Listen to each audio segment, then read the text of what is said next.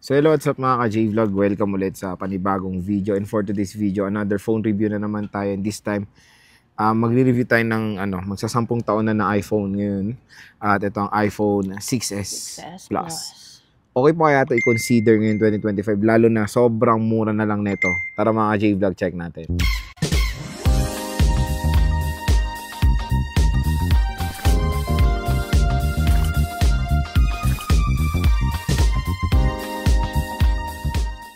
So mga J-Vlog, another phone review na naman tayo ng iPhone, and this time sa iPhone 6s Plus tayo. So itong iPhone 6 Plus, okay rin naman siya review ngayon 2025 dahil ang maganda dito kasi sa device ito is still supported pa rin siya ng mga latest software update ng mga applications, di ba? Yes. So, nandito si Ana, kasama natin magre-review nitong iPhone 6s Plus.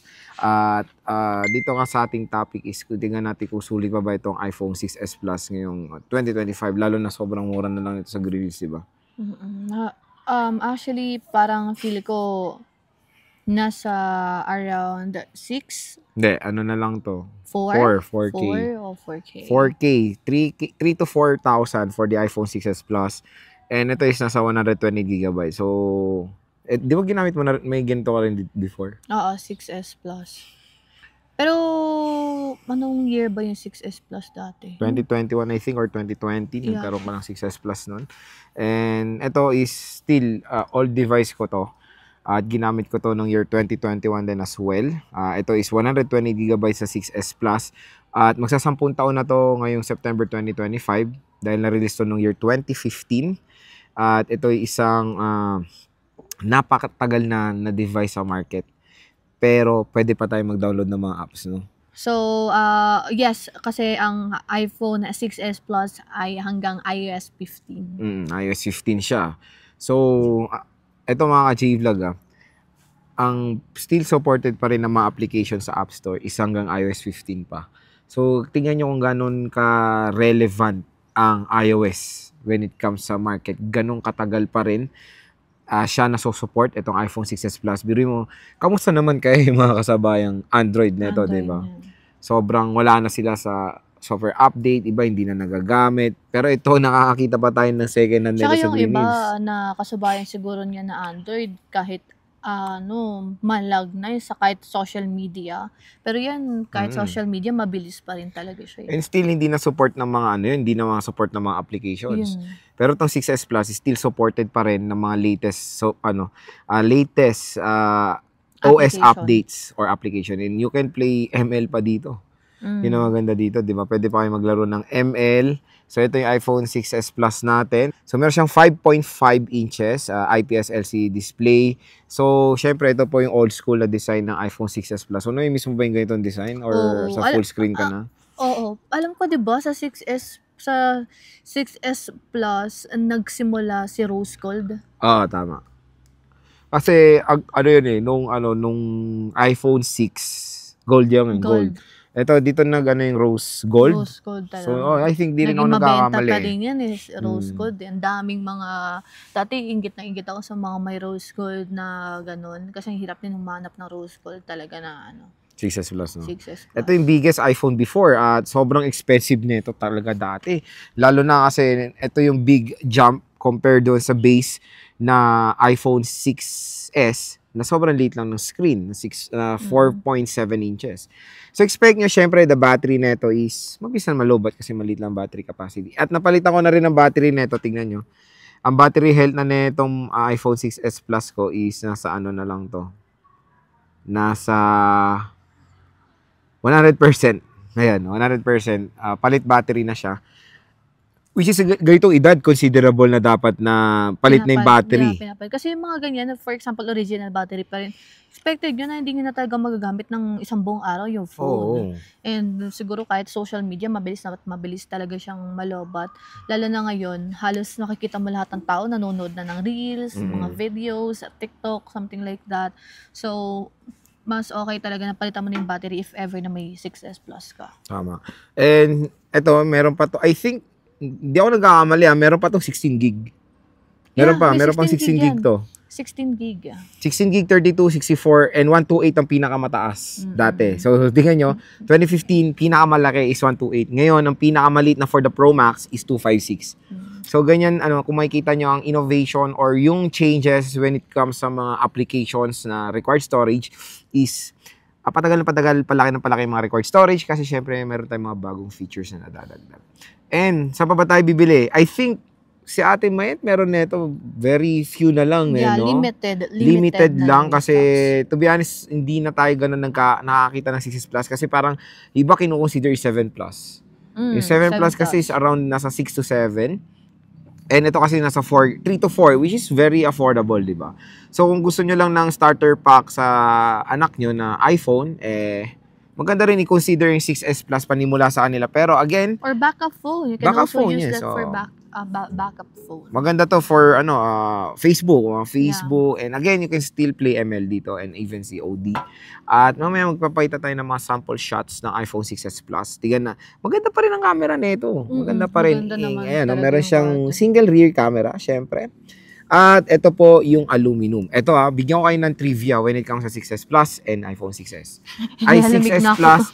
Ang lamig dito. So, nasa Baguio kasi kami ngayon. So, bigyan ko kayo ng quick trivia when it comes sa iPhone 6s Plus and iPhone 6. Sa mga shout out or comment down below sa mga nakaka-remember sa Bendgate. Alam mo yung Bendgate?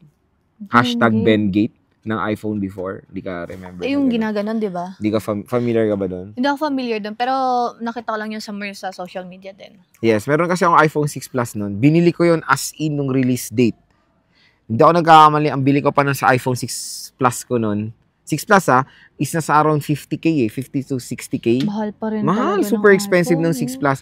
And again, 64 gigabytes lang yun. Yun po yung third mataas na option when it comes sa storage ng iPhone. I think, hindi ako nagkakamali talaga 50. Nasa around siguro 50K. 2015 na-release yan, di ba? The 6S Plus. Pero yung 2014 model is the iPhone 6 and 6S. Ay, 6 and 6 Plus.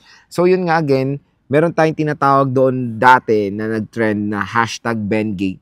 Na yung 6 Plus, more on 6 Plus, ang bilis po talaga siyang mayupi. Solid yan. Meron ako makikita sa na nagkakaroon na ng slide na nagaganyan na parang naka-flex na ng ganun yung nila, yung 6 Plus nila.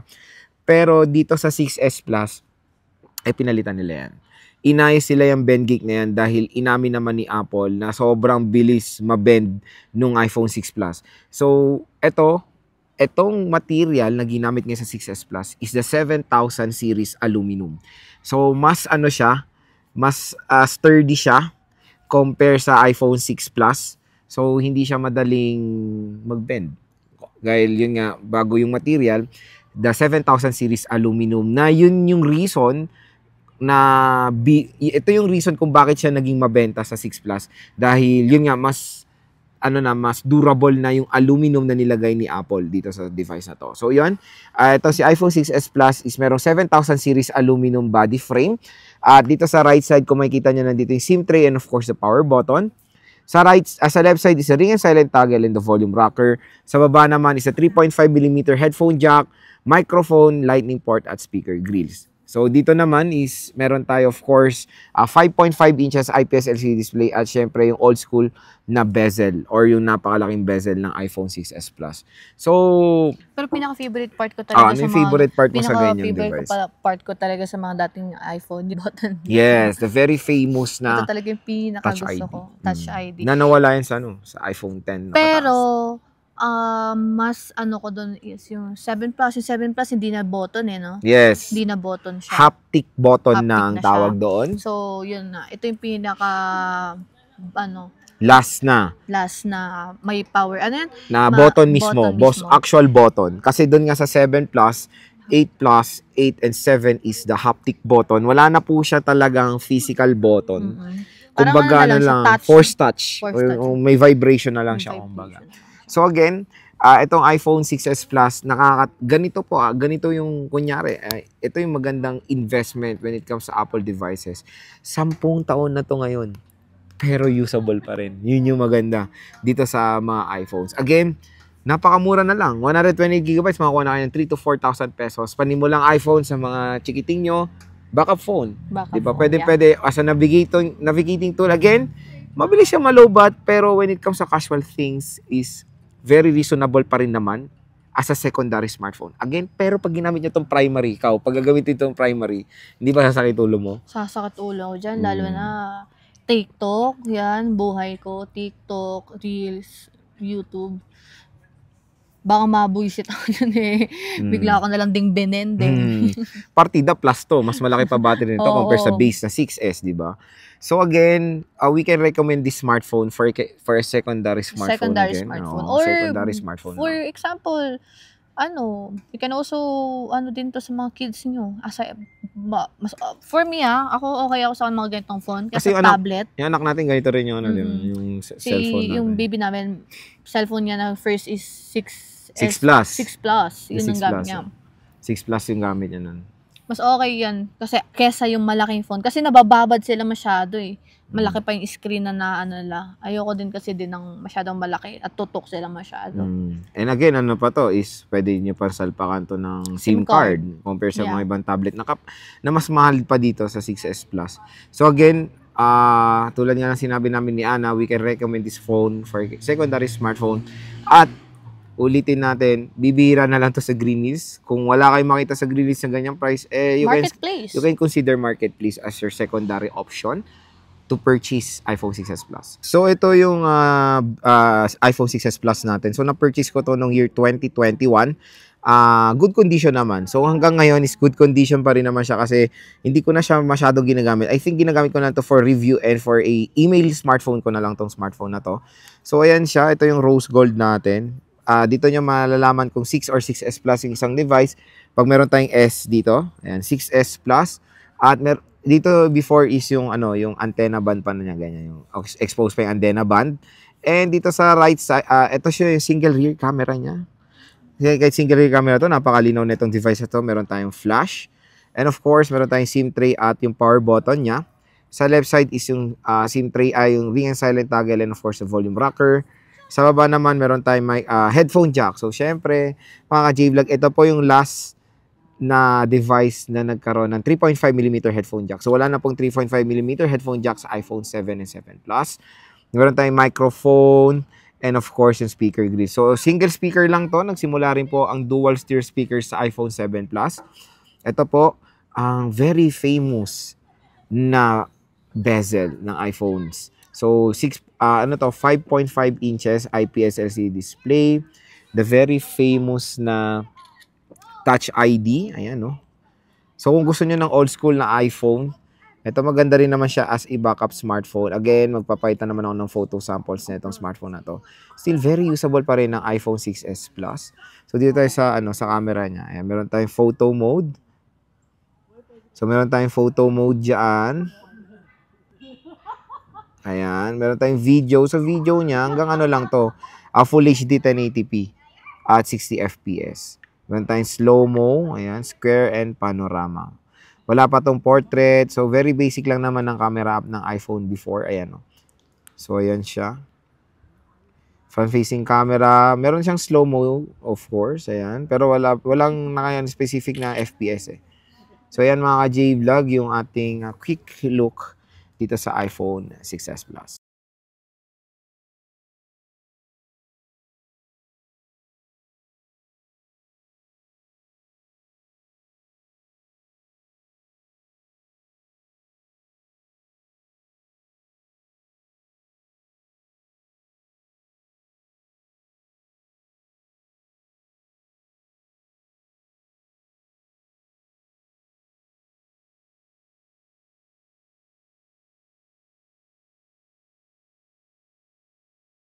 So, video sample, rear camera of the iPhone 6s Plus. So, ang resolution natin is Full HD 1080p at 60 FPS. Ayan siya. So, not bad pa rin naman ng camera. Siyempre, nasanay na tayo sa mga magandang camera ng iPhones today. Pero, yan, not bad pa rin. So, video sample, front-facing camera of the iPhone 6s Plus. So, makikita nyo, madaming noise yung front-facing camera niya. Syempre, ano to 2015 model. Nasanay na lang siguro ako sa mga, mga gandang iPhones ngayon. Pero solid.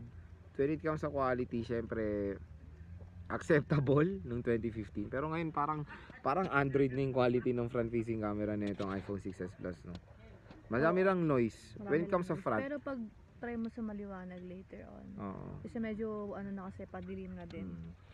Yun lang naman ang problem sa front-facing camera nito. Marami siyang noise. Mababa kasi megapixel niya compare sa rear.